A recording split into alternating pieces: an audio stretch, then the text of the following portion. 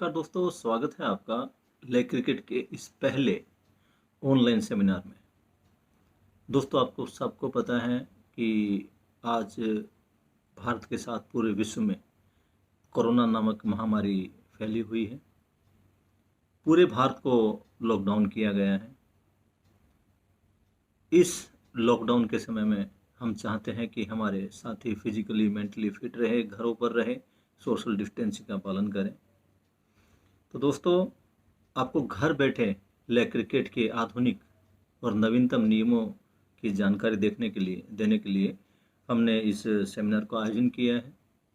आज 27 मार्च, जैसा कि आपको पता है, आज 27 मार्च को हमारे इस सेशन का पहला ऑनलाइन सेशन आरंभ होने जा रहा है और इसमें हम आज पहले भाग में केवल हिंदी मीडियम के जो छात्र हैं, हमारे हिंदी मीडियम के जो हमारे ऑफिशियल्स हैं, एम्पायर हैं, उनके लिए हम हिंदी मीडियम वाला ये सेमिनार आयोजित कर रहे हैं। इंग्लिश मीडियम का जो सेमिनार है वो 31 मई को आयोजित किया जाएगा, ठीक शाम को 5 बजे इसी समय। तो दोस्तों, हम चलते हैं लेग क्रिकेट की इस नई नियमावली को, जिसका हमने नाम दिया है लेग क्रिकेट खेल नियमावली 2020। जी हाँ दोस्तों, 2020 2020 का साल है। इस साल हमने लेग क्रिकेट के कुछ नियमों को चेंज किया है, कुछ नए नियमों को शामिल किया है। उन सभी नियमों की जानकारी हम इस सेमिनार में आपको दे रहे हैं।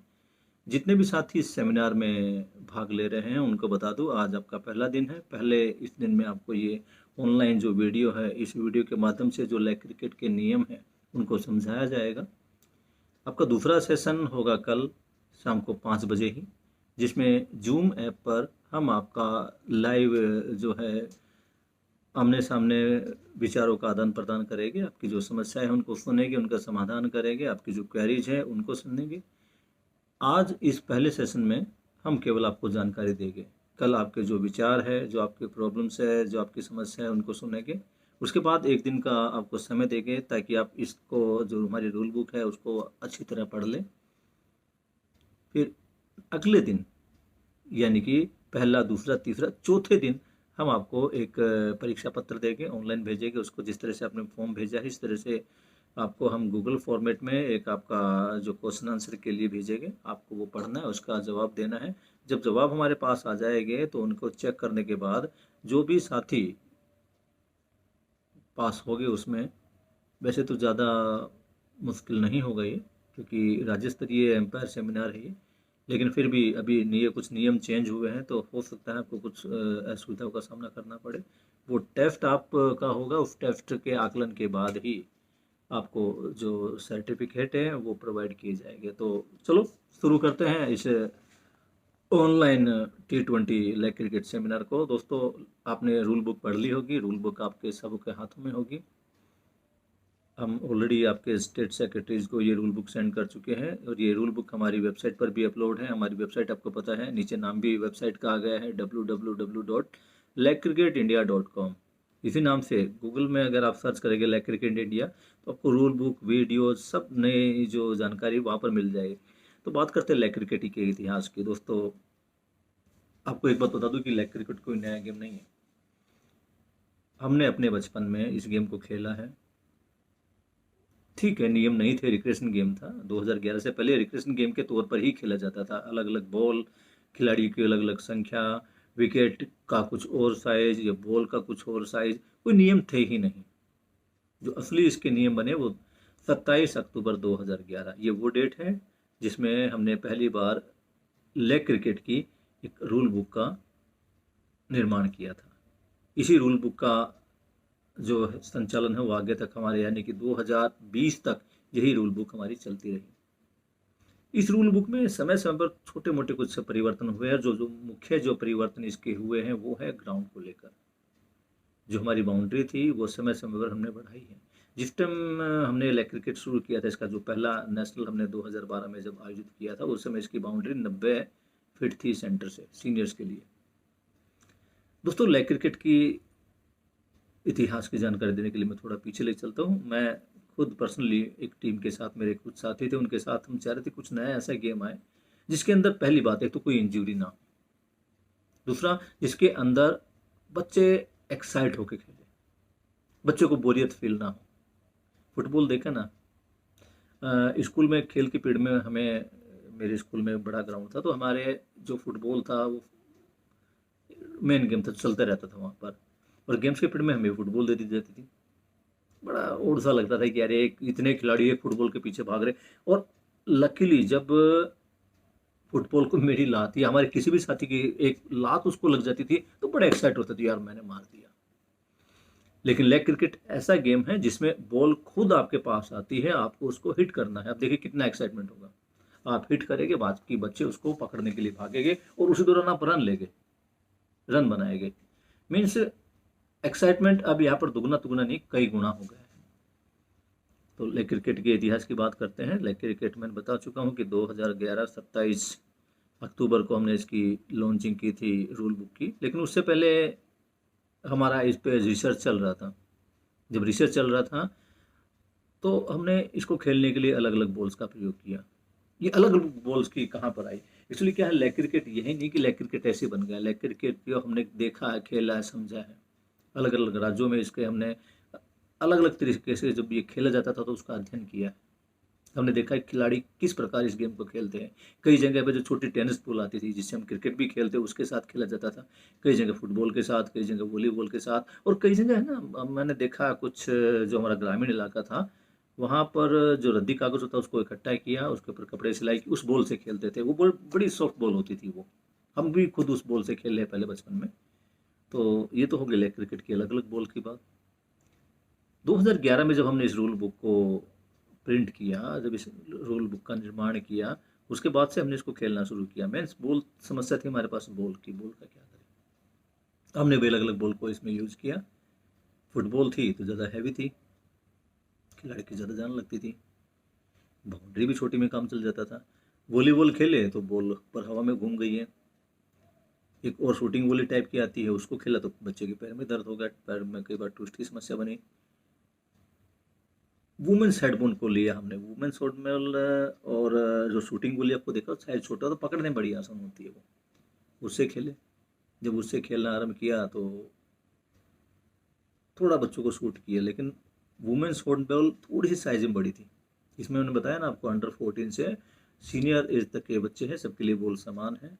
तो हम जो बॉल निर्माता है उसके पास गए, उसको अपनी रिक्वायरमेंट बताई, उसको बोला कि जो वजन है वो 250 से 250 ग्राम होगा, यानी 225 से 250 ग्राम्स। और साइज ये पर्टिकुलर साइज जो कि बॉल ग्रिप में है। उसने हमारे को फुटबॉल 1 to 0 से लेके 2 नंबर की बॉल दिखाई, जिसमें वही बात है जितने मैन्युफैक्चरर की बात गई, साइज सबका थोड़ा थोड़ा अलग था। तो उसको हमने साइज बताया, वेट बताया, और उसने बॉल तैयार की। वो एक्यूरेट बॉल थी। और आज हमें काफ़ी गर्व होता बताते समय कि जिस तरह volleyball, football, cricket, throw ball, basketball, इनकी एक स्पेसिफाइड बॉल है, उसी तरह लेग क्रिकेट की भी आज एक स्पेसिफाइड बॉल है जिसको खेलते समय खिलाड़ी इसका टूर्नामेंट में प्रयोग करते हैं। तो दोस्तों, लेग क्रिकेट की खोज चलती रही। 2011 में लेग क्रिकेट की नियमावली तो बन गई, अब इसको प्रमोट करना था। तो इस प्रमोशन के लिए 2012 जो समर वेकेशन होती है उसमें मैं देश के अलग अलग राज्यों में गया, वहाँ लोगों से बात की, उनको इसका डेमोन्स्ट्रेशन दिया। जहाँ जो लेग क्रिकेट कई जगह चल रही थी उनका अध्ययन किया, जो नियमों का अंतर था उनको बताया। इसी दौरान मेरी जो मुलाकात थी मिस्टर एस नागराज से हुई, जो कर्नाटक के बेंगलोर राज्य में एक शारीरिक शिक्षा अध्यापक, फिजिकल एजुकेशन टीचर थे मेरी तरह ही। मैंने देखा कि वो शख्स भी लेग क्रिकेट को प्रमोट कर रहे थे, काफ़ी साल से मेहनत कर रहे थे, लेकिन रिसोर्सेज की कमी या कुछ आप कुछ भी समझ लीजिए, वो इस गेम को कर्नाटका से बाहर लेकर आ ही नहीं पाए।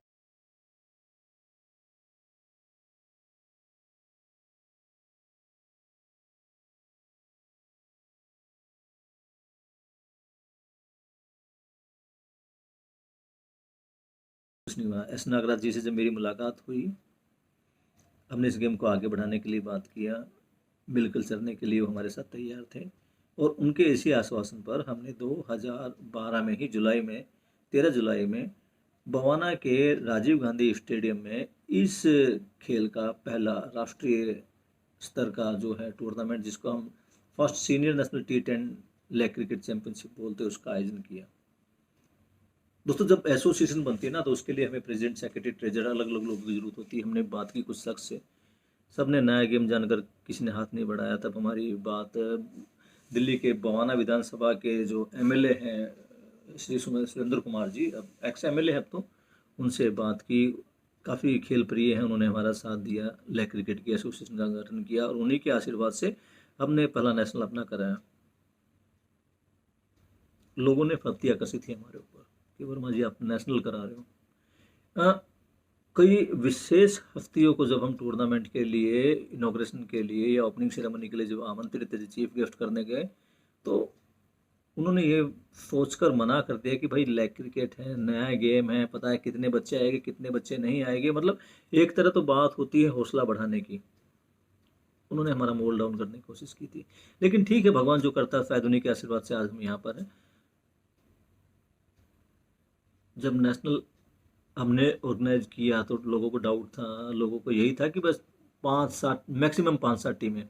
कई बार होता जैसे अदर्स गेम में करते हैं, भाई हमने 2-3 टीमें तो अपने स्टेट से कर ली, जो होम स्टेट है उससे कर ली,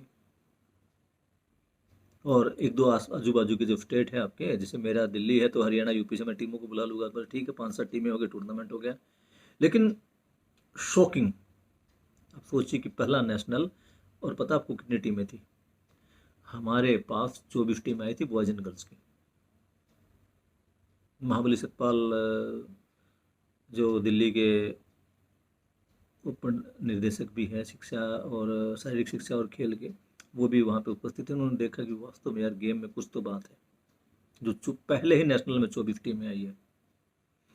तो दोस्तों इसके बाद हमने अक्टूबर 2012 में फर्स्ट जूनियर नेशनल T10 का भी आयोजन किया। अब सब जूनियर का जो मुकाबला था वो नागराज सर बेंगलोर में कराना चाहते थे दिसंबर में या जनवरी में, लेकिन उनका एक्सीडेंट हो गया जिसके कारण वो टूर्नामेंट नहीं हो पाया। उसके बाद हमने पुनः एक बार से दिल्ली के राजीव गांधी स्टेडियम में Rajiv Gandhi memorial T10 league cricket championship का आयोजन किया। उसके बाद बस वो कहते हैं ना कि छिड़े लग गई। फिर अम्बाला में, यूपी में, ईरोड में, तमिलनाडु में है ईरोड डिस्ट्रिक्ट, वहाँ पे, रांची में, गोंदिया में, मथुरा में, दिल्ली में भी ये टूर्नामेंट लगातार चलते रहे। और अभी तक हम अपने 7 नेशनल कंप्लीट कर चुके हैं। इस साल 2020 में हमारा 8वां T10 लेग क्रिकेट चैंपियनशिप आयोजित किया जाएगा। और हम सबका एक सपना था कि जैसे क्रिकेट में या कबड्डी में जो प्रो लीग्स होती है, उसी के आधार पर, उसी की तरह, उसी की तर्ज पर क्यों ना हम भी एक लेग क्रिकेट की लीग कराएं। और ये डिसाइड भी हो गया था। इस साल जुलाई में दिल्ली में first Indian national T10 league cricket championship होने जा रही थी, जो अब कोरोना महामारी की भेंट चढ़ गई है। इस टूर्नामेंट को अब हम आगे भविष्य में कराएंगे। तो इस साल हमारे पास लेग क्रिकेट के 2 टूर्नामेंट हो गए, एक सीनियर नेशनल और एक T10 अपना जो Indian national T10 league cricket league होने वाली उसका। तो दोस्तों इंडिया के साथ साथ, नेशनल के साथ साथ, हमने Indo Nepal, Indo Bhutan, Indo Nepal tri series और South Asian leg cricket championship का जो इंटरनेशनल अंतर्राष्ट्रीय स्तर पर उनका भी आयोजन किया है। अब बात करते हैं आगे की। जो आगे का जो भविष्य है हमारा, इसी साल 2020-21 का जो सेशन है, इस सेशन में हमारा साउथ एशियन, जो कि नेपाल के पोखरा में होनी थी, वो भी आयोजित का जिम्मेदारी हमारे ऊपर थी, उसको भी आयोजित करना था। लेकिन अब ये जो लगता है जो 20-21 वाला सेशन है, इसको थोड़ा लॉकडाउन के कारण हमें आगे बढ़ाना पड़ेगा। तो अब बात करते हैं दोस्तों, इतिहास हमारा यहाँ पे ख़त्म हो चुका है। हाँ, एक बात और बताना भूल गया, इसमें एक जो टूर्नामेंट है वो हरियाणा के सोनीपत में भी आयोजित किया गया था। अभी रूल बुक मेरे सामने आया है। दोस्तों लेग क्रिकेट की जो फेडरेशन है, लेग क्रिकेट फेडरेशन इंडिया, इसका रजिस्ट्रेशन 2014 में हुआ है। हालांकि हम 2011 से इसको ट्राई कर रहे हैं अलग अलग राज्य में। यही नहीं, हम एक विधिवत तरीके से काम कर रहे हैं। सबसे पहले हमने इंटरनेशनल लेग क्रिकेट काउंसिल को रजिस्टर्ड कराया, उसके बाद हमारी leg cricket federation India registered है, और इसके बाद जो हमारी राज्य स्तरीय इकाइयाँ हैं, जैसे कर्नाटका हो, दिल्ली हो, बिहार हो, उड़ीसा हो, उत्तर प्रदेश हो, केरला हो, इन सभी, महाराष्ट्र, इन सभी एसोसिएशन को हमने रजिस्टर कराया और भविष्य में जो और भी एसोसिएशन है वो धीरे धीरे रजिस्टर हो रही है। तो आज अगर हम कहें हमारे पास ये लगाइए कि आप 16 से लेके 25-26 स्टेट एक्टिव है जो लेग क्रिकेट का, जहाँ पर संचालन हो रहा है। तो बात करते हैं लेग क्रिकेट की नियमावली की। जो पहला नियम हमारा है वो है खेल का मैदान और उपकरण। जी हाँ दोस्तों, खेल का मैदान और उपकरण। जब हम खेल के मैदान की बात करते हैं तो सबसे पहले हम बात करते हैं पिच की। दोस्तों, ये पिच ही है जहाँ से पूरे मैदान का निर्माण किया जाता है। जब हम लेग क्रिकेट का जो मैदान मार्क करते हैं तो उसमें सबसे पहले हम पिच का निर्माण करते हैं। पिच की जो चौड़ाई है वो 8 फीट है सभी एज ग्रुप के लिए, लेकिन जो पिच की लंबाई है वो अलग अलग एज ग्रुप के लिए अलग अलग है। तो हम बात करते हैं 14 वर्ष से कम के लिए, जिसको हम मिनी बोलते हैं। इसमें जो पिच की लंबाई होती है वो सबके लिए, लड़के लड़की और मिश्रित के लिए जो है 44 फीट होती है। उसके बाद अंडर 17 के लिए जिसको हम जूनियर या सब जूनियर बोलते हैं, सब जूनियर के लिए ये 46 फीट है। जूनियर अंडर 19 के लिए 48, सीनियर अंडर 21 के लिए 48 फीट, और ओपन जो एज ग्रुप है उसके लिए भी ये 48 फीट है। मीन्स जो इसकी जो लंबाई है वो एज ग्रुप के अकॉर्डिंग 44 से 48 फीट है लंबाई, चौड़ाई 8 फीट है। अब पिच आप मेरे साइड में देख रहे होंगे पीछे, ये जो पिच आपके देखिए, इस पिच पे जो है इसकी लंबाई यहाँ पे दी गई है 48, सॉरी माफ़ कीजिएगा 44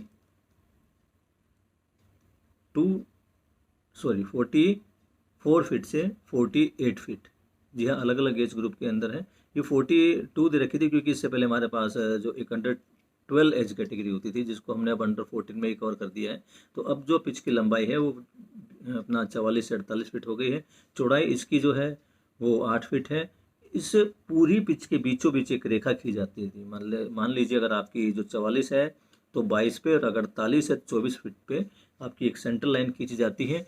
इसी सेंटर लाइन के सेंटर से, यानी मध्य रेखा के मध्य से हम फीते को रख के अपनी जो बाउंड्री है उसको मार्क करते हैं। बाउंड्री की अभी लंबाई क्या है वो आप आगे आने वाले सेशन में देखेंगे। अभी बाउंड्री वैसे मैं बता दूं आपकी हमारी 80 से लेके 140 फीट होती है अलग अलग एज ग्रुप के लिए।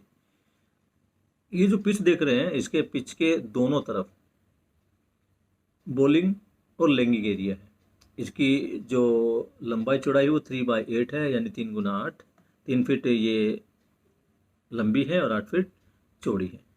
उसके बाद हम बात करेंगे स्टंप्स की। स्टंप्स जो हम क्रिकेट में हैं वही स्टंप्स यूज़ करते हैं, लेकिन थोड़ा सा डिफरेंट है यहाँ पे इसके प्लेसमेंट का। जब क्रिकेट के अंदर जो विकेट को गाड़ा जाता है तो उनका जो टोटल डिस्टेंस है वो 9 इंच के आसपास का होता है, जबकि लेग क्रिकेट के अंदर ये पूरा 1 फीट होता है। आपको एक बात और बता दूं, लेग क्रिकेट के अंदर जितनी भी मेजरमेंट है वो फीट के अंदर है। अब हम बात करेंगे गेंद की। मैं बॉल के बारे में बता चुका हूँ कि अदर्स गेम की तरह ब्लैक क्रिकेट की भी एक स्पेसिफाइड बॉल है, एक अलग से बॉल है जिसका वजन 250 से 250 ग्राम होता है। और इसका जो साइज़ होता है लगभग 0 से 2 नंबर फुटबॉल के बीच का होता है। ये अगर कहीं इमरजेंसी और आपको ये बॉल ना मिल रही हो तो आप अपने अकॉर्डिंग जो बॉल आपके हथेली में इजीली से आ जाए, 0 नंबर, 1 नंबर, 2 है, उसके आप यूज़ कर सकते हैं। नहीं तो आप जो वुमेन्स व्हाइट बॉल है उसको भी यूज़ कर सकते हैं। वुमेन्स व्हाइट बॉल और जो हमारी लेग क्रिकेट की बॉल है काफ़ी सिमिलर है वो।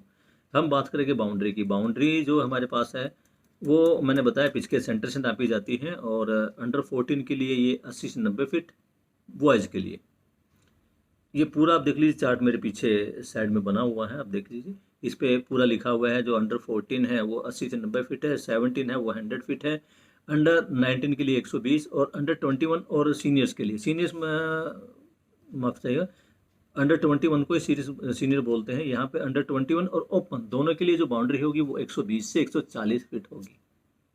जी, आप बाउंड्री का पीछे चित्र भी देख सकते हैं। ये जो बाउंड्री है इस पर आप देख सकते हैं बिल्कुल बीचों बीच पिच है, सेंटर लाइन है, उसी के सेंटर से एक ही रेडियस खींची गई है जो 80 से 140 फीट है। हम रेडियस की बात कर रहे हैं यहाँ पे।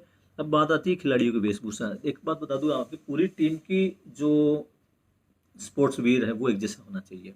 इसमें क्या क्या है, अगर आप गर्मी में खेल रहे हैं तो आप एक अपना टी शर्ट साथ में निकर कंफर्टेबल, अगर आप कंफर्टेबल फील कर तो निकर पहन सकते हैं।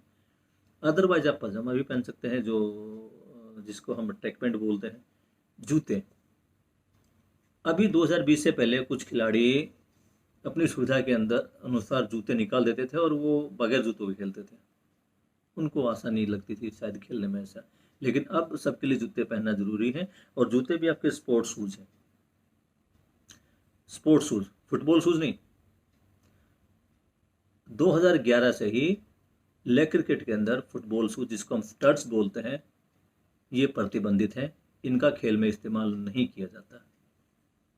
अब बात चलते हैं फुटबॉल सॉक्स की। जो खिलाड़ी निकर में खेल रहे हैं वो चाहे तो फुटबॉल सॉक्स पहन सकता है। फुटबॉल सॉक्स, शूज नहीं, फुटबॉल सॉक्स जो अपनी जुराबें आती हैं वो स्पोर्ट्स शूज में पहन के खेल सकता है, अगर वो निकर का इस्तेमाल कर रहा है। लेकिन अगर वो ट्रैक पैंट का इस्तेमाल कर रहा है तो उसको फिर उनकी जो सॉक्स की जरूरत नहीं रहेगी। रूल बुक में भी देखिए आप, लिखा हुआ है स्टड्स आर नॉट अलाउड। इसमें डायग्राम में फोटो भी दिए गए हैं कि जहाँ पे जो स्पोर्ट्स शूज है वो टिक है राइट का, और जो फुटबॉल शूज है उसके ऊपर नहीं, मीन्स ये नॉट अलाउड का वहाँ पे है। अब हम बात करते हैं सेकंड रूल्स की। जो लेग क्रिकेट का सेकंड रूल है वो है टीम और खिलाड़ियों के विषय पर। मैं बता दूं आपको, लेग क्रिकेट एक टीम गेम है जिसके अंदर 2 टीमें पार्टिसिपेट करती है एक समय में। दोनों टीम्स में कम से कम 11 खिलाड़ी, माफ़ कीजिएगा, 11 खिलाड़ी मेन प्लेयर और 4 एक्स्ट्रा प्लेयर होते हैं। पहले हमारे पास एक नियम था कि लेग क्रिकेट में केवल वही टीम पार्टिसिपेट कर सकती है जिसके अंदर मिनिमम 11 प्लेयर्स हैं। जी हाँ, कम से कम 11 प्लेयर। लेकिन अब इस नियम को चेंज कर दिया गया है। अब मैदान में घुसने के लिए, खेलने के लिए आपको 11 की नहीं, केवल 9 प्लेयर की जरूरत है। यदि आपकी टीम में 9 प्लेयर भी हैं तब भी आप लेग क्रिकेट गेम खेल सकते हैं। हाँ, अगर 9 से कम है तो फिर सामने वाली टीम को वॉक ओवर दे दिया जाएगा, आपको खेलने का मौका नहीं मिलेगा। तो दोस्तों, यहाँ जो मैच का आरंभ होने से पहले दोनों जो कैप्टन्स हैं वो अपने अपने प्लेयर्स की लिस्ट एम्पायर को और स्कोरर को दे देंगे। एम्पायर उस लिस्ट की टैली करेगा। ध्यान रहे, इस लिस्ट में मैच आरंभ होने के बाद कोई भी फेरबदल नहीं किया जाएगा। तो आगे बात करते हैं कैप्टन की। हर टीम का एक कैप्टन होता है। मैच के दौरान अगर कैप्टन के साथ कुछ प्रॉब्लम होती है तो जो वाइस कैप्टन है वो अपनी टीम का संचालन करेगा। अब बात करते हैं कैटेगरीज की। इसमें जो हमारे पास जो कैटेगरीज होती है वो 3 होती है। पहली बॉयज, दूसरी गर्ल्स और तीसरा मिक्स। जो मिक्स कैटेगरी है इसके अंदर हमें जो अपना प्लेयर्स हैं उनकी जो संख्या वो 50-50 होगी, यानी कि 11 प्लेयर हैं तो 5 लड़के 5 लड़कियां। जो 11th प्लेयर हैं वो लड़का लड़की कुछ भी हो सकते हैं। अब जब बात है 9 प्लेयर्स की, जो कि ग्राउंड में एंट्री करते समय हमें चाहिए मिनिमम प्लेयर, उसमें 4 बॉयज 4 गर्ल्स, और जो 9th प्लेयर है वो बॉयज या गर्ल्स कुछ भी हो सकता है। जो दूसरा हमारा नियम है वो है अपना एज ग्रुप और कैटेगरीज। कैटेगरी तो मैंने बता दिया आपको, बॉयज, गर्ल्स और मिक्स। अब एज ग्रुप की बात करते हैं। एज ग्रुप को हमने 2 पार्ट में डिवाइड करते हैं। 2 तरह के हम टूर्नामेंट कराते हैं। पहले टूर्नामेंट वो होते हैं जिनको हमारी federation, leg cricket federation of India जिसको ऑर्गेनाइज कराती है, जो अभी तक वही हुआ है। दूसरे हमारे टूर्नामेंट होते हैं जिनको हमारी जो एफिलेटेड यूनिट है, school sports and cultural activities federation of India, वो कराती है। तो उसके जो एज ग्रुप है और जो फेडरेशन के एज ग्रुप हैं दोनों अलग अलग हैं। जो फेडरेशन के एज ग्रुप है वो इस प्रकार है। पहला जो एज ग्रुप है अंडर 14 मिनी, अंडर 17 सब junior, under 19 junior, under 21 senior, और एक अलग से ग्रुप है ओपन ग्रुप, जिसको हम ओपन ग्रुप या मेंस या वुमेंस बोलते हैं। उसके बाद जो school sports and cultural activity, जैसे कि नाम से इसमें केवल स्कूल के बच्चे खेलते हैं तो स्कूल वाले नियम चलते हैं। स्कूल के अकॉर्डिंग इसमें हमारे पास under 14 sub junior, under 17 junior और अंडर 19 सीनियर टीमें खेलने को आती है। इनको हमने 3 भागों में बांटा है। कैटेगरीज में बता चुका हूँ आपको पहले ही, बॉयज, गर्ल्स एंड मिक्स। अब हम बात करेंगे टाइप्स ऑफ मैचेज, यानी मैचों के प्रकार। तो दोस्तों, मैच को हमने ओवर के आधार पर बांटा है। पहला T5, माफ़ कीजिए, 5 ओवर के मैचेज। जिसमें दोनों टीमों को 5-5 ओवर खेलने को मिलते हैं। मोस्टली यही स्वरूप हमारे स्टेट लेवल या कई बार जब टीमें ज़्यादा हो जाती है तो नेशनल लेवल में हम इसी स्वरूप को देखते हैं। दूसरा हमारा स्वरूप है T10।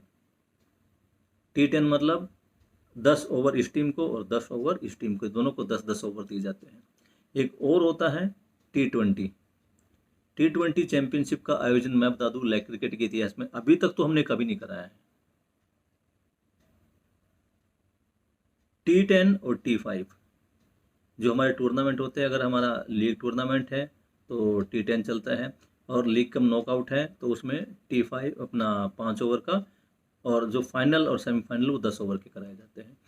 आपको लगता होगा कि भाई ओवर की संख्या बहुत कम है, 5 ओवर में क्या करेगा। दोस्तों अब मैं कहता हूँ आप खेलिए, जो आप इस टूर्नामेंट को खेलेंगे तो 5 ओवर ही काफ़ी भारी पड़ जाते हैं। कई बार तो इस 5 ओवर में ही पूरी टीम आउट हो जाती है, और अगर टीम स्ट्रांग है तो आप एक भी खिलाड़ी को आउट नहीं कर पाओगे 5 ओवर में। ऐसा हुआ है। दिल्ली की टीम में हमारे कुछ खिलाड़ी थे, धर्मेंद्र है, विकास है, सूरज है, ये ऐसे खिलाड़ी थे कि अगर ये जोड़ी शुरू में आ गई तो आउट ही नहीं होती थी। जो हमारा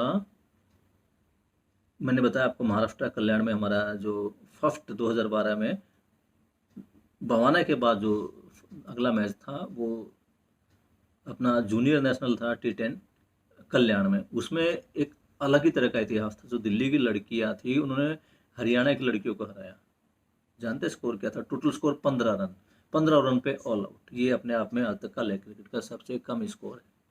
तो हमने जो इसको मैचों को डिवाइड किया है ओवर के आधार पर, ये अनुभव के आधार पर किया है। पहले जब हम स्टार्टिंग थे तो हमने T10 को लिया था, यानी 10 ओवर का, लेकिन 10 ओवर बहुत ही लंबे पड़ते थे उस टाइम पे, बहुत ही ज़्यादा समय लेते थे, और टीमें जो थी वो 2-3-4 ओवर में आउट हो जाती थी। तो T10 का तो कोई सवाल ही नहीं रहता उस टाइम पे।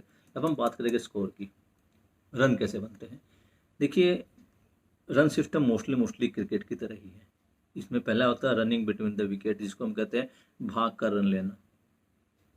बॉल आई, उसको हिट किया, बॉल दूर गई, और जब तक बॉल वापस बॉलर के पास या विकेट कीपर के पास आए तब तक वो भाग के रन, दोनों विकेटों के बीच में भाग के रन लेते थे। दूसरा है चौका, क्रिकेट की तरह इसमें भी फॉर अगर आपकी जो हिट की हुई बॉल वो जमीन को टच करके बाउंड्री क्रॉस करती है तो चौका है। अगर डायरेक्ट हवा में बाउंड्री क्रॉस करती है तो छक्का, जिसको हम 6 बोलते हैं। क्रिकेट की तरह इसमें भी ओवर थ्रो के रन है। ओवर थ्रो आप समझते हैं कि भाई बॉल फेंकी, निशाने पर लगी नहीं, इधर उधर निकल गई, उस बिटवीन में भी वो चाहे तो भाग के रन ले सकते हैं। एक चीज़ और बताना चाहूँगा, इसमें शॉर्ट रन काउंट नहीं होता। कई बार क्या करते हैं खिलाड़ी जल्दबाजी में अपना जो लेगिंग एरिया उसको टच किए बिना उससे पहले वापस भाग के आ जाता है, तो उस रन को हम काउंट नहीं करेंगे। पहले एक नियम था हमारा कि अगर कोई प्लेयर शॉर्ट रन लेता है तो उसका एक भी रन काउंट नहीं होगा। मीन्स मान लीजिए उसने हिट किया रनिंग बिटवीन द विकेट में, उसने 3 रन ले लिए और 3 में से 1 रन शॉर्ट था, तो वो तीनों के तीनों रन उसके काट दिए जाते थे। अब ऐसा नहीं है। T20 जो नियमावली में अभी हमने चेंज किया है वही है कि जो शॉर्ट रन लेगा वही उसका कटेगा, चाहे वो 1 ले चाहे 2 ले। अब उसके पूरे रन नहीं कटेंगे। अगला हमारे पास एक्स्ट्रा या पेनल्टी, वही अपना वाइट बॉल और नो बॉल, ये दोनों ही हमारे पास है। इसके अलावा एक अलग से रन डाला हमने पेनल्टी में, जिसको हम बोलते हैं हिंडरिंग। जब 2 खिलाड़ी आपस में भाग रहे होते हैं रन लेने के लिए, और फील्डिंग करने वाली टीम का या बॉलिंग करने वाली टीम का कोई खिलाड़ी जानबूझकर उनको बाधा पहुंचाता है, बीच में कूदता है या उनको रोकने की कोशिश करता है, तो इसको हिंडरिंग बोलते हैं। इसका लिए एक एक्स्ट्रा रन सामने वाली खिलाड़ी को दिया जाता है। तो ये हिंडरिंग का जो रन है लेगर के अकाउंट में नहीं होगा, ये जो उनका टीम स्कोर है उसमें काउंट का ध्यान रखना। तीनों, चाहे वो नो बॉल है, चाहे वाइट बॉल है, चाहे हिंडरिंग है, तीनों ही जो स्कोर है वो टीम स्कोर में काउंट होंगे, प्लेयर के इंडिविजुअल स्कोर में काउंट नहीं होंगे। तो दोस्तों अब हम बात करते हैं अपने ऑफिशियल टाइम आउट की। जो हमारा अगला नियम है वो ऑफिशियल टाइम आउट का। जैसे आपने देखा है क्रिकेट, माफ कीजिए, कबड्डी में, छोटे गेमों में टाइम आउट होता है। लेग क्रिकेट में कोई भी ऑफिशियल टाइम आउट नहीं होता। हाँ, मैच को कुछ समय के लिए रोका जा सकता है, वो भी एम्पायर की डायरेक्शन पर या किसी खिलाड़ी की रिक्वेस्ट पर, जब उसे चोट लगती है और उसको रिप्लेसमेंट चाहिए, तब मैच को रोका जाता है, लेकिन ये ऑफिशियल टाइम आउट नहीं होता। अब हम बात करेंगे एक्सचेंज ऑफ प्लेयर, यानी कि खेल के दौरान खिलाड़ियों की अदला बदली। इसमें देखिए, अगर किसी खिलाड़ी को चोट लग जाती है या घायल हो जाता है या उसकी तबीयत खराब हो जाती है तो उसको बदला जा सकता है, लेकिन इसका एक तरीका है। तरीका क्या है कि खिलाड़ी कैप्टन को बोलेगा, कैप्टन एम्पायर को बोलेगा, जो एम्पायर है उसकी परमिशन होने के बाद ही वो खिलाड़ी बाहर जाएगा, उसके बदले नया खिलाड़ी आएगा। कई बार क्या होता है कि लेगिंग करने वाला खिलाड़ी है, उसको चोट लग गई है,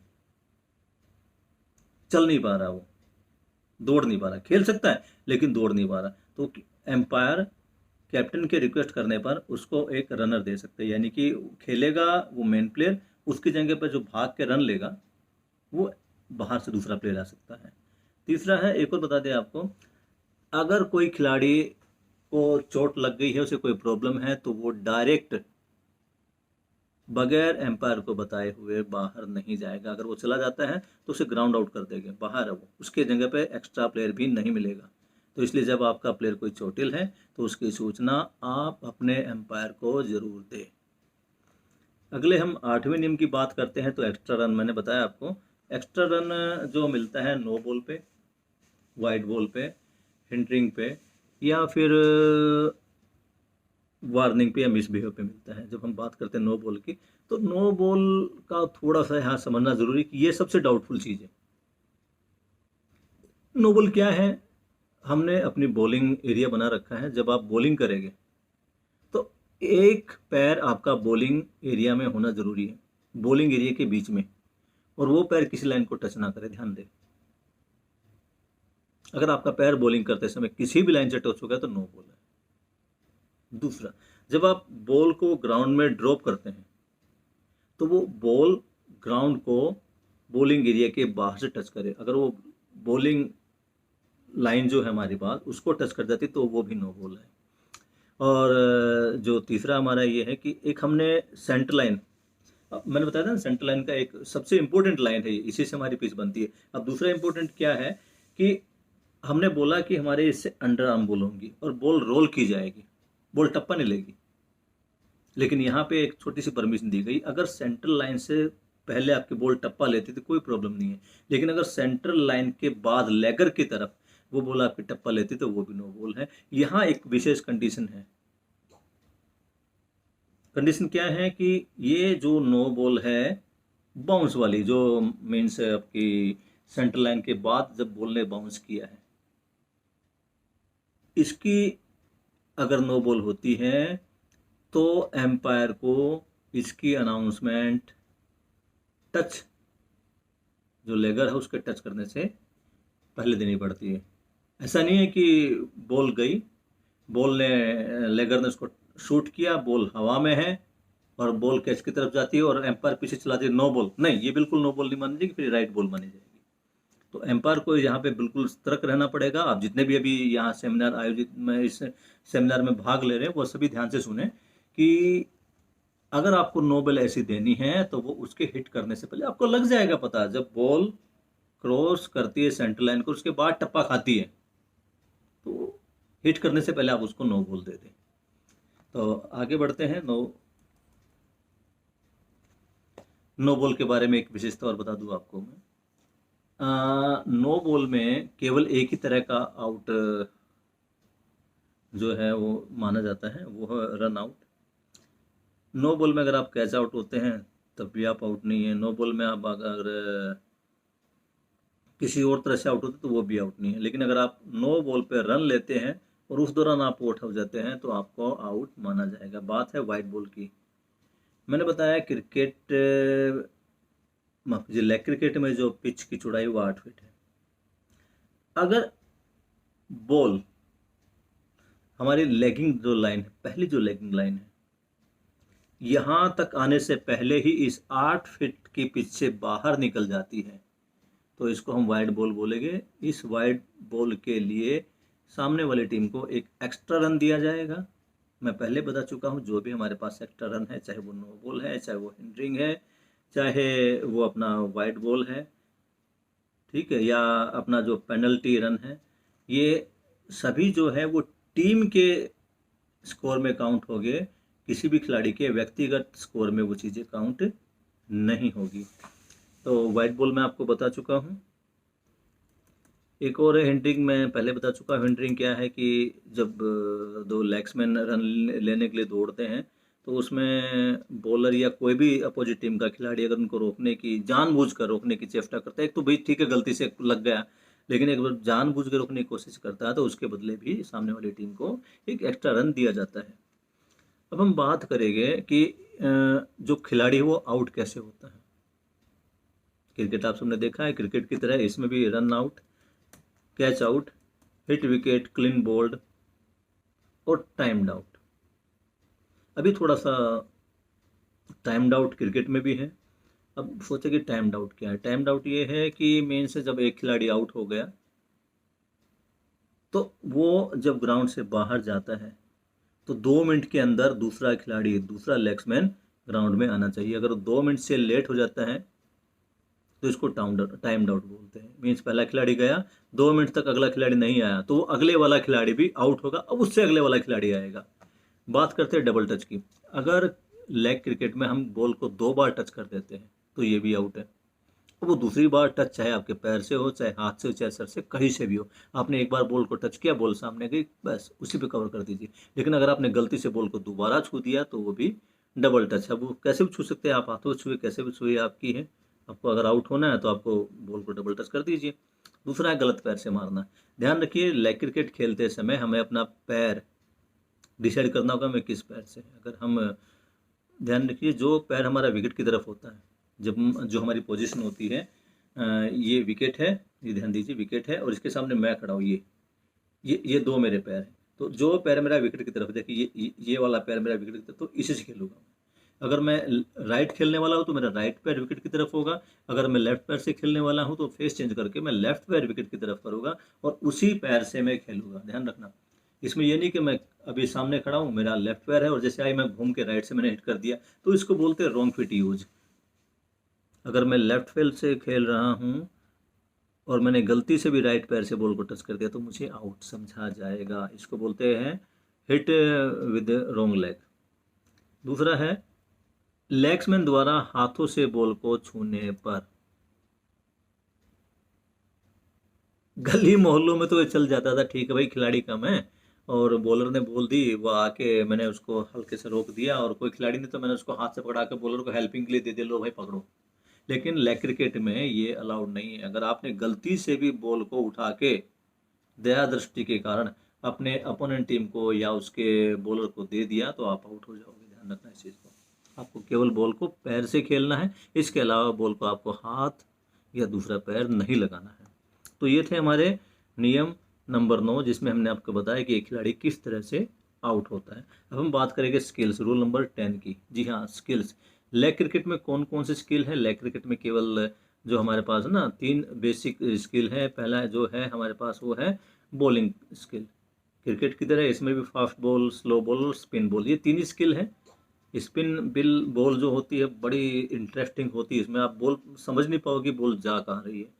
हमारे कुछ प्लेयर्स को मैंने देखा खेलते हुए, बॉलिंग ऐसे करते कई बार तो जो बॉल है ना आपकी, आपको बताऊंगा, बॉल बिल्कुल जो हमारे साइड लाइन है, साइड लाइन को टच करते हुए कई बार लगेगा बॉल जैसे बाहर निकल गई है और खिलाड़ी इसको वाइड बॉल छोड़ देता, पता चलता सीधे विकेट में हिट करती है वो।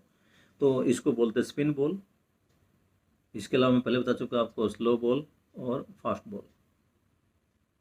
ये स्लो बॉल और फास्ट बॉल विकेट लेने में बड़ी ट्रिकी होती है। अगर आपने इसको सीख लिया ना,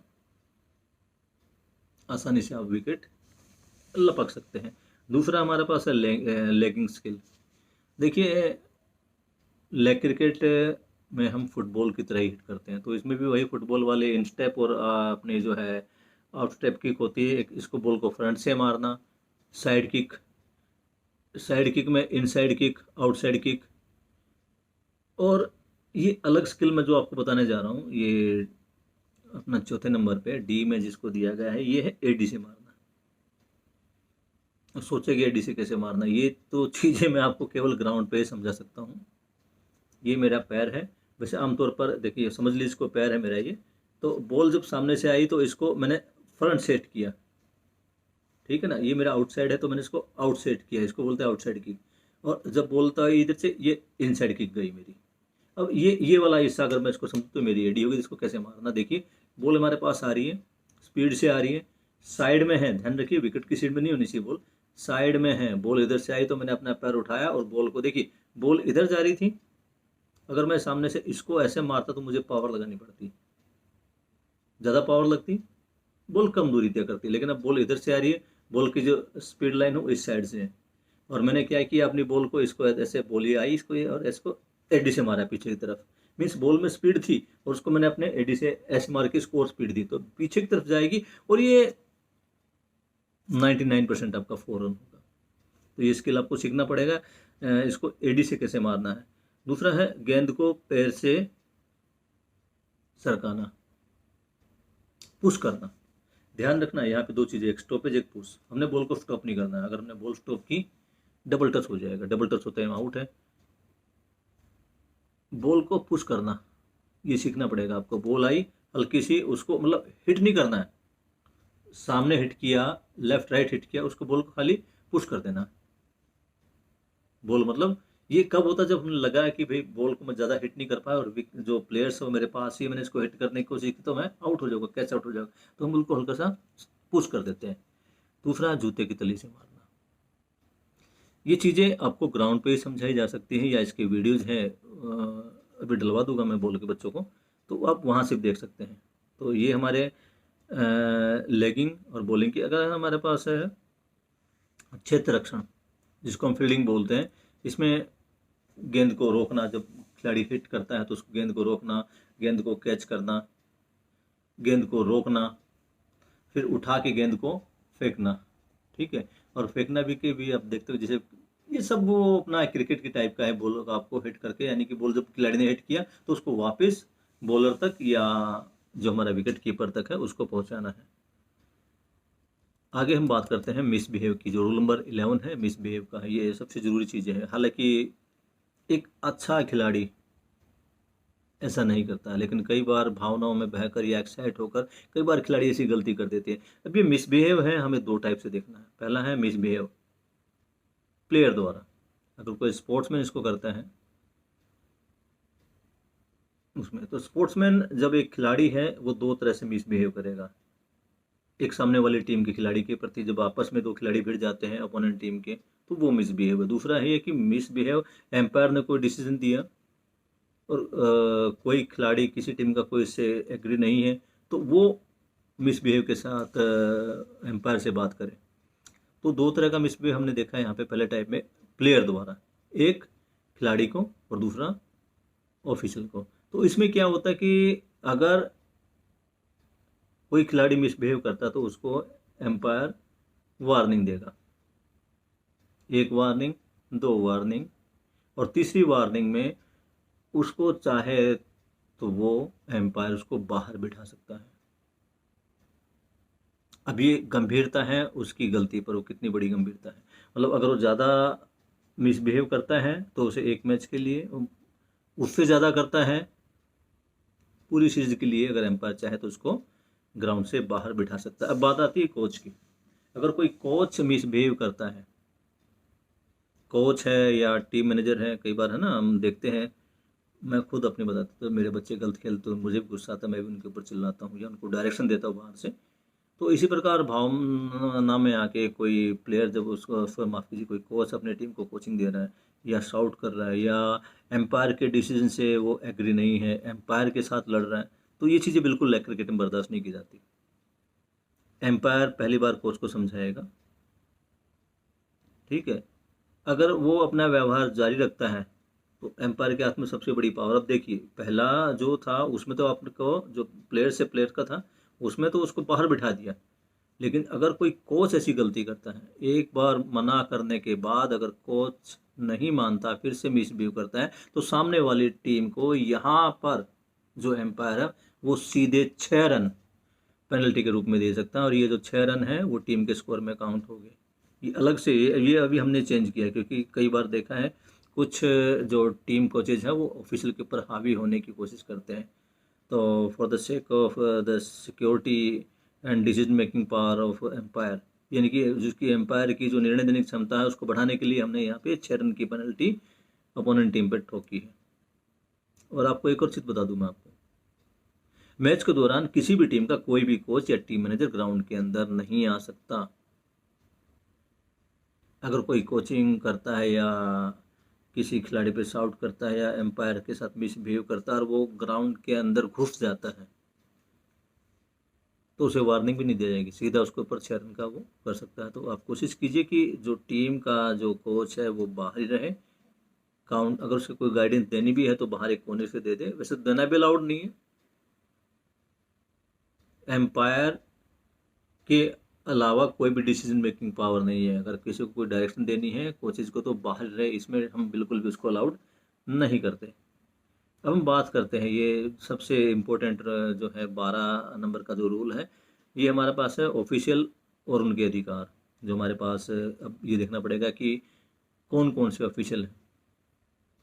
लेग क्रिकेट के अंदर हम कुल मिलाकर 3 तरह के ऑफिशियल लेते हैं। पहले एम्पायर जिनकी संख्या 2 होती है, दूसरा स्कोरर ये भी 2 होते हैं, और तीसरा होता है एक रिकॉर्ड कीपर। ये रिकॉर्ड कीपर पूरे टीम का पूरे मैचेस का बॉल टू बॉल रिकॉर्ड रखता है। तो हम बात करते हैं एम्पायर की। बता चुका हूँ कि 2 एम्पायर होते हैं हमारे पास। एक जो एम्पायर होता है वो मेन एम्पायर होता है, दूसरा एम्पायर साइड में रहता है। क्रिकेट की तरह ही होता है सब। एम्पायर का जो सेटिंग है अपना सेटिंग है वही पे है। इनका काम क्या होता है, इनकी ड्यूटीज क्या है? इनकी ड्यूटीज है पहले सबसे पहले टॉस कराना। टॉस कराने के बाद दोनों जो प्लेयर्स हैं उनका आमने सामने खड़ेगा, दोनों का इंट्रोडक्शन कराएगा। मैच शुरू होने से पहले दोनों विकेट की और पिच की जांच करेगा। अगर उसमें लगता है कि पिच में कोई प्रॉब्लम है या इक्विपमेंट में कोई प्रॉब्लम है तो उनको चेंज कराएगा। उसके बाद सॉरी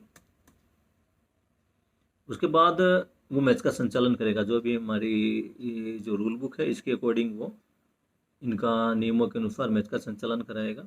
दोनों मैच जो रेफरी अपने अपने स्थान पर जो निर्धारित स्थान है वहाँ पर खड़े होकर मैच का संचालन करेंगे। अगर किसी भी एम्पायर को कोई डाउट है तो कोई भी डिसीजन देने से पहले वो दोनों आपस में डिस्कस करेंगे, उसके बाद डिसीजन देंगे।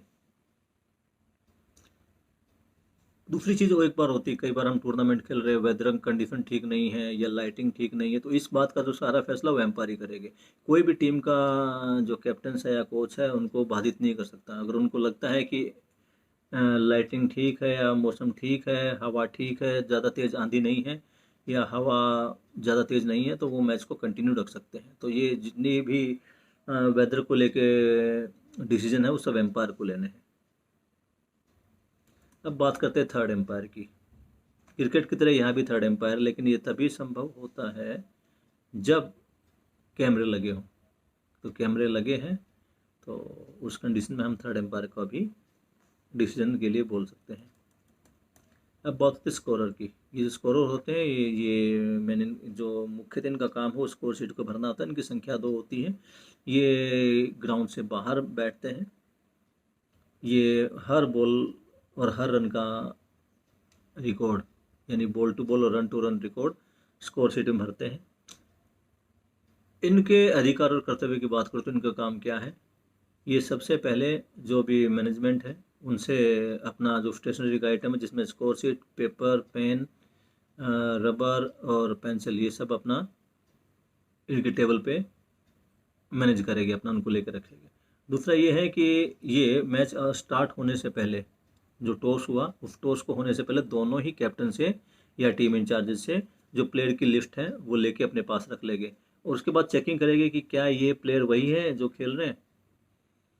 दूसरा है वो जो स्कोरर है वो आपका हर बॉल का, हर खिलाड़ी का, इंडिविजुअल भी और टीम का भी, run to run, wicket to wicket, ball to ball ध्यान रखेंगे।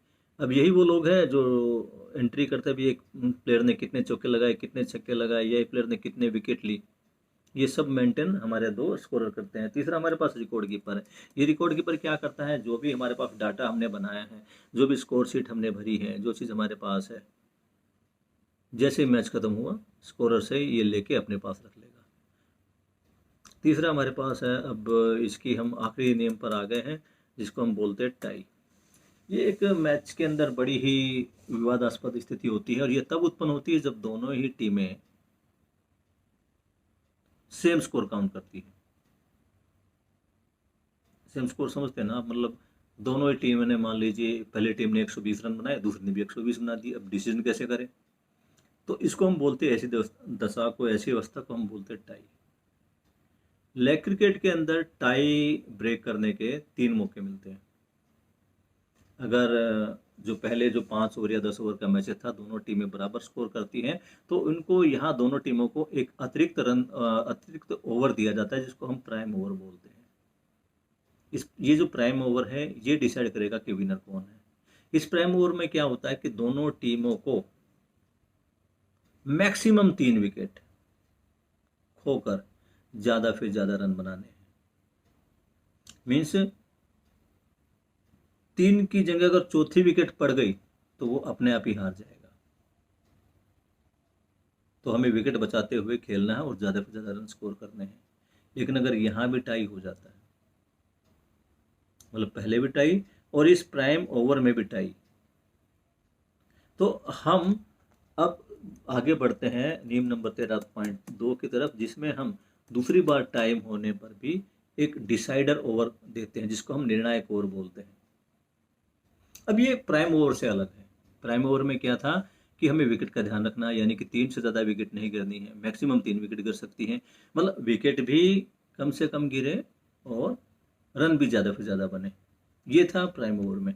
अब ये जो हमारे पास डिसाइड ओवर है, इसमें क्या है, इसमें आप चाहे कितनी विकेट गिरे ना गिरे कोई मतलब नहीं, इसमें जो भी टीम ज़्यादा रन बनाएगी विकेट लूज करके या विकेट बगैर लूज करे, इसमें जो डिसाइड होगा वो रन से डिसाइड होगा। मतलब इस एक ओवर में, जिसको हम डिसाइडर ओवर बोलते हैं, जो टीम सबसे ज्यादा रन बनाएगी आपस में, वो टीम विजेता हो जाएगी। यानी जो पहली टाई आई, उसके बाद प्राइम ओवर में 3 विकेट तक जो टीम ज्यादा ओवर बनाएगी वो जीतेगी। अगर फिर भी टाइम बढ़ गई, प्राइम ओवर में भी टाई आ गई, फिर हम उसको देंगे डिसाइडर ओवर। डिसाइडर ओवर में जो टीम ज्यादा रन स्कोर करेगी, विकेट की बात छोड़ देंगे यहाँ पर हम, जो टीम ज्यादा रन स्कोर करेगी वो जीत जाएगी। समस्या, अगर इस डिसाइडर ओवर में भी टाई हो गई तो ध्यान दीजिए दोस्तों, हम पहले ही एक एक अतिरिक्त ओवर दोनों टीमों को दे चुके हैं, प्राइम ओवर और डिसाइड ओवर। अब हम ज़्यादा नहीं बढ़ेंगे, अब हम बात करेंगे टॉस ऑफ लक की। मेहनत के आधार पर तो दोनों टीमें बराबर रही, अब हम बात करेंगे टॉस ऑफ लक की। दोनों टीमों को बुलाएंगे, कैप्टन को बुलाएंगे, उनका टॉस किया जाएगा। टॉस में जो टीम जीत गई उसे ही विजेता घोषित कर देंगे। हालांकि आज तक लेग क्रिकेट में ऐसी कंडीशन नहीं आई, सही है, आज तक नहीं आई है। टाई हुई है, जो 5 या 10 ओवर का जो मैच होता था उसमें टाई हुई है, उसके बाद जो हमने प्राइम ओवर दिया उसमें टाइम ब्रेक हो गई है। डिसाइडर ओवर भी हमने आज तक नहीं खेला है, लेकिन भविष्य में हो सकता है कि ऐसे हालात आ जाए, तो हमें आज से ही तैयार रहना पड़ेगा। इसलिए हमने इसको 3 पार्ट में डिवाइड किया है। तो टाई का मैं एक बार फिर से रिवाइज कर देता हूँ आपको। जब अगर हमारे पास टाई हो जाती है तो सबसे पहले प्राइम ओवर दिया जाता है, जिसमें जो टीम मैक्सिमम 3 विकेट होकर ज़्यादा से ज़्यादा रन बनाती है वो जीतेगी। उसके बाद भी टाई आती है तो डिसाइडर ओवर, इसमें जो टीम ज़्यादा रन बनाएगी वो जीतेगी। और अगर यहाँ भी टाई आती है तो टॉस ऑफ लक, यानी कि टॉस किया जाएगा, यहाँ लक जिसका साथ देगा वही विजेता होगा। तो दोस्तों, ये थी हमारी लेग क्रिकेट की रूल बुक। इस पूरी रूल बुक को मैं आपको अभी समझा चुका हूँ। अब इसमें एक मेन पार्ट रहेगा, वो है हमारे पास स्कोर शीट। वो स्कोर शीट अभी आपको मैं स्क्रीन पर दिखा देता हूँ। ये स्कोर शीट देख रहे हैं आप, इसमें इस स्कोर शीट में ऊपर हमारा लोगो है, साथ में leg cricket federation of India, उसके बाद टूर्नामेंट का नाम, टूर्नामेंट का वेन्यू, कौन कौन सी टीमें खेल रही हैं, किस टीम ने टॉस जीता और किसने जीता। उसके बाद सीरियल नंबर है, 1 से 11 तक खिलाड़ियों की संख्या यहाँ पे दी गई है। उसके बाद लेग्समैन का नाम दिया गया है। उसके बाद अलग अलग कॉमन कॉर्नर में, ये अलग अलग खाने के अंदर ये स्कोर भरे हुए इंडिविजुअल देखिए आप, हर खिलाड़ी के सामने हमारे पास स्कोर हमने डाल रखे हैं। अब एक खिलाड़ी कितने रन बनाता है उसके सामने ये जो रन है, ध्यान रखिए, ये रनिंग बिटवीन द विकेट है, इसमें चौका छक्का शामिल नहीं है। इसके सामने कॉलम नंबर 1 2 3 4, जो कॉलम नंबर 4 की तरफ देखोगे इसमें फोर्स लिखे हैं, इसमें लिखी काउंटिंग 1 2 3 4, मतलब एक खिलाड़ी ने पहला चौका मारा एक काउंट कर दिया, दूसरा चौका मारा दूसरा कट कर दिया, तो हमें पता चलेगा एक खिलाड़ी ने कितने चौके मारे। उसके आगे जो कॉलम है वो 6 का है, यानी कि एक खिलाड़ी ने कितने छक्के लगाए हैं। तो अभी तक हम बात कर रहे हैं किसकी, अभी तक हम बात कर रहे हैं लेग्समैन की। लेग्समैन की जो स्कोर शीट हमें कैसे भरनी है, ठीक है। चौके पहले है रनिंग बिटवीन द विकेट, फिर चौके छक्के, वो कैसे आउट हुआ। अगर कोई खिलाड़ी लेग्समैन आउट होता तो वो आउट कैसे हुआ, उसे आउट किसने किया, अगर वो कैच आउट हुआ है तो वो कैच किसने ली। उसके बाद टोटल, यानी कि एक खिलाड़ी ने कितने टोटल रन बनाए, running between the wicket plus 4 into total number of 4, यानी कि कितने चौके लगाए उसको 4 से गुना करना है, वो टोटल में उसमें। उसके बाद कितने छक्के लगाए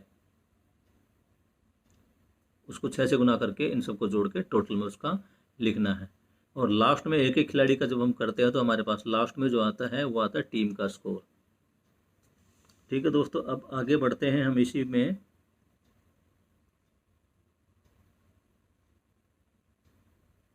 नीचे जो हमारे पास है टोटल स्कोर लिखा हुआ है, ये तो ऊपर जो देखा आपने ये खिलाड़ी का इंडिविजुअल स्कोर था, नीचे टोटल स्कोर है। इसमें काउंटिंग की गई है लगभग 350 रन तक की, और 10 ओवर में 350 से ज़्यादा हमारे पास इतने लगभग बनते हैं।